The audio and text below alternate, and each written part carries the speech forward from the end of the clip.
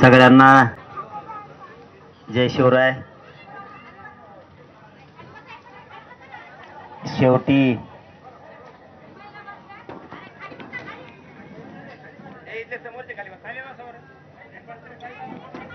शेवटी मराठ्यांनी विजय मिळवलाच.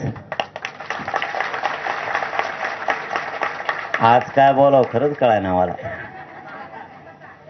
आपलं गाव इतकं लढलं, असं गाव होणं नाही बाबा पुन्हा.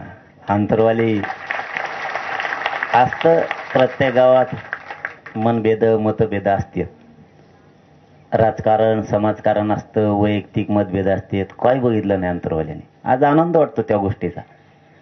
कुणी पदाला किंमत दिली नाही, कुणी कशाला किंमत दिली नाही, कुणी शेताला किंमत दिली नाही. पण तुमच्या या भूमिकेमुळं काय झालं, आपल्या गरिबाचे लेकरं लय सुखा समाधानात जगायला लागले. लय समाधानात जगायला दिसतं. एवढं सोपं नाही. मला एवढा आनंद झाला आणि मला बोलता येईना. आणि खरं सांगतो, तुम्ही आता रोज बघता, मला 2 वर्ष झालं, मला काहीच सुचत नाही आज काय बोलावं ते.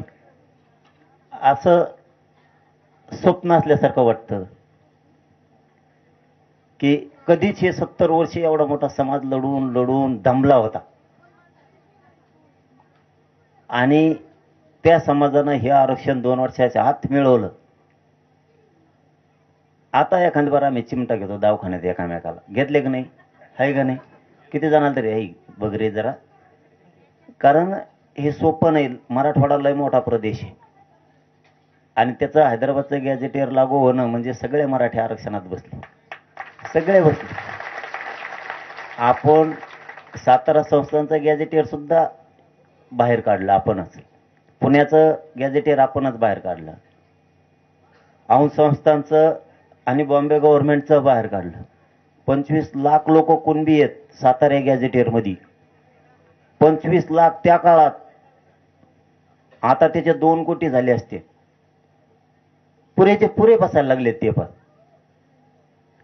त्याच्यामुळे ना पुन्हा पुन्हा आता तुम्हाला माहिती आहे मी किती कसा कच बोलतो. मला आज काही सुचाय ना बोलायचं. ते स्वागत बी असं केलं गावकऱ्यांनी की काय कुंकड गुलाल किती जे शिप्याने गुलालच हो. म्हणूनच मराठ्यावरला जळत हे लोक. आमच्या जातीला जरी गरीब असले तरी आनंद आहे. आम्ही कष्टानं काबाड कष्टानं मिळवलं ते. जे शिप्या आणल्या त्याच्यात गुलाल आणला तरी आम्ही विकत आणतो वर्गणी करूनच. रुपये 50-50 रुपये देतो आम्ही, कारण आम्हाला लय आनंद झाला आहे. काही जण काही बोलते त्यांच्याकडे दुर्लक्ष करायचं.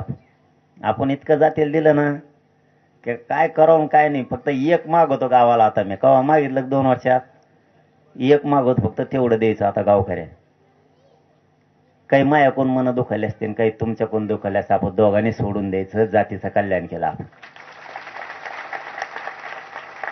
आता तुम्ही गावकरी म्हणल्यावर मी गावकरी झालो आणि मग मी गावकरी झाल्या म्हणलं आपलं थोडंफार झालंच असणार आहे. नाही असं नाही ना. आजपासून मोठ्या मनाने सगळ्यांनी विसरून जायचं. कुणीच काही मनात ठेवायचं नाही. मागचं सुद्धा आणि पुढचं बी. किती मोठी चूक झाली असली तरी पण. कारण आपण रडत पडत लढत शेवटी आपल्या जातीला न मिळणारा मिळून दिलं. खूप जणांचे हात टेकले होते.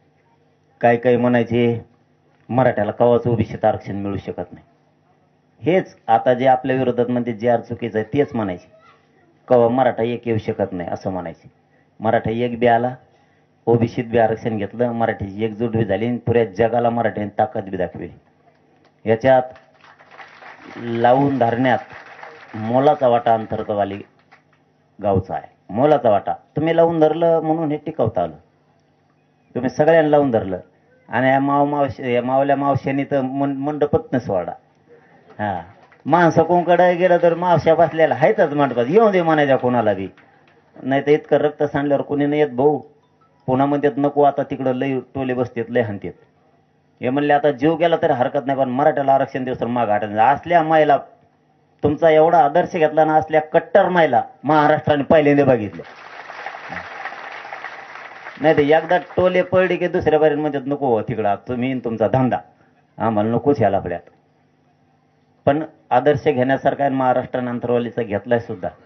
इतक्या महिला लागून सुद्धा लढू शकतात हे ज्यावेळेस महाराष्ट्रातल्या आपल्या मायमाऊलीच्या लक्षात आलं, आंतरवालीच्या रक्त सांडलेल्या मायमाऊलीच्या खांद्याला खांदा लावून करोडो महिला उभा राहिल्या राज्यातल्या. म्हणून आपण सगळेच लढलो. हे सगळं श्रेय गरीब मराठ्याचं, कोणाचं नाही, दुसऱ्याचं. गरीब मराठ्याचं आहे, त्यांना आपण ते देऊन टाकलं. आता आंतरवालीनं शेवटी विजयाचा गुलाल उधळलाच, हाटलेच नाही. लई काड्या घालायचा प्रयत्न केला, काही गेला, काड्या नाही, कोड्या नाही, काही नाही, काही. ते आम्ही आमचं नंतर बघू म्हणायचे. मलाच येऊन म्हणायचे, गाव म्हणल्यावर भाऊ भाऊ येतं, ओली तिला झालं तरी बी तिकडं व्हायचं, इकडं आलं म्हणायचं आम्ही दोघं संगच. हे प्रेम सोपं नव्हतं. आज मी स्पष्ट बोलायला लागलो, ते हे सोपं नव्हतं. नसतं मग एकामेका डवची केली का ते म्हणत असे जाऊन तिकडं, तू प्लस बघ तिकडं, आम्ही नाही येत. हे म्हणायचं नाही. त्या पाटलासाठी आणि त्या आरक्षणासाठी आम्हाला जायचं तिथं. तो मग जमत नसलं तरी एका कोपऱ्याला बसायचं. लय मोठा आदर्श दिला अंतरवलीनं महाराष्ट्राला, लय मोठा. आणि तुम्ही शेवटी गुलाल टाकला मराठ्याच्या डोक्यावर, त्याबद्दल गावाचं कौतुक. आणि विजय मेळाव्याला सगळा महाराष्ट्रात येणार आहे अंतरवलीला गुलाल टाकायला, काही टेन्शन ना घेऊ तुम्ही. विजय मेळावा एकदा डिक्लेअर झाला ना, अख्खा महाराष्ट्र पुन्हा एकदा अंतरवलीत येणार आहे. अंतरवलीच्या गल्ल्या गल्ल्यात गुलाल दिसणार तुम्हाला. कुंकड बी आपल्याला नुसतं जेसीबीनेच गुलाल बाहेर काढायला लागत. इतके लोक येणार आहेत. आणखी ते डिक्लेअर नाही केलं आपण, पण आता काय, मला काय बोलता पण ये नाही. विजय नसता तर वेगळं होतं. सगळं मिळेलं मराठीने, आता काय नाही राहिलं. जवळपास 96% लढाई जिंकली. 4% म्हणजे काहीच नाही. ते चालता फिरता आपण 96 ओढून घेऊ त्यांना. आता हो, लय भारी. तुमच्या सगळ्या गावकऱ्यांचं खरंच महाराष्ट्राच्या मराठा समाजाच्या वतीनं मनापासून कौतुक करतो. तुमचे आभार मानतो, धन्यवाद. खूप लढू लागलात. आता बाकीचं तर काय बोलायचं नाही मला. या व्यासपीठावर पहिल्यांदा या व्यासपीठावर गुलाल पडलाय मराठ्यासाठी. खूप कल्याण झालं आपल्या जातीचं. फक्त मराठा समाजाला अंतरवलीतून एकच संदेश देतो, समज गैरसमज ठेवायचा नाही. JR निघाला म्हणजे मराठी आरक्षणात गेले. थोडा वेळ लागन. आपण जरी एखादी जमीन वावर विकत घेतलं तरी बी आपल्याला त्याच्यात आऊत हाणावं लागन, नांगर हाणायला लागन. उन्हाळा आहे तर पाऊस पडूस तर वाट बघावं लागल. मग आपल्याला पाऊस पडल्यावर त्याच्यात कापूस लावता येईल किंवा पेरता येईल, अशी सिस्टम असती. तुम्ही जर उन्हाळ्यात जर त्या ढेकळातच टाकलं तर जळून जाईल.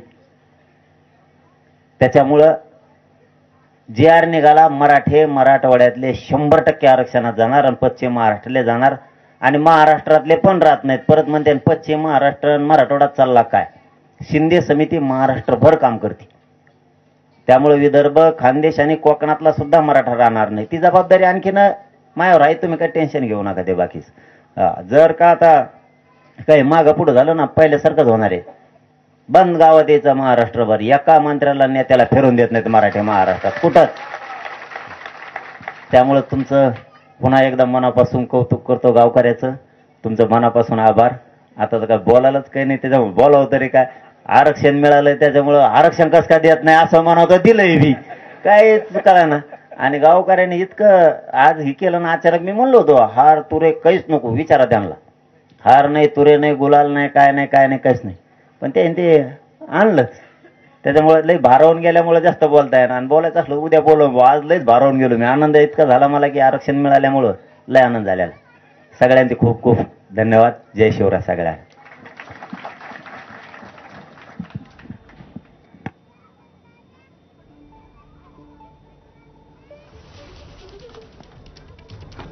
तर आंतरवाली सराटीमधून मनोज जरांगे पाटील बोलत होते. संपूर्ण महाराष्ट्रामधले मराठी आता आरक्षणामध्ये जाणार आहेत. संपूर्ण महाराष्ट्रामध्ये मराठ्यांना 100% आरक्षण मिळेल असं त्यांनी म्हटलंय. तर आंतरवालीमधल्या गावकऱ्यांना त्यांनी असं सांगितलंय की आतापर्यंत काहीही झालेलं असलं तरी मोठ्या मनानं एकमेकांना माफ करून टाकूया आणि इथून पुढची लढाई एकत्र लढूया.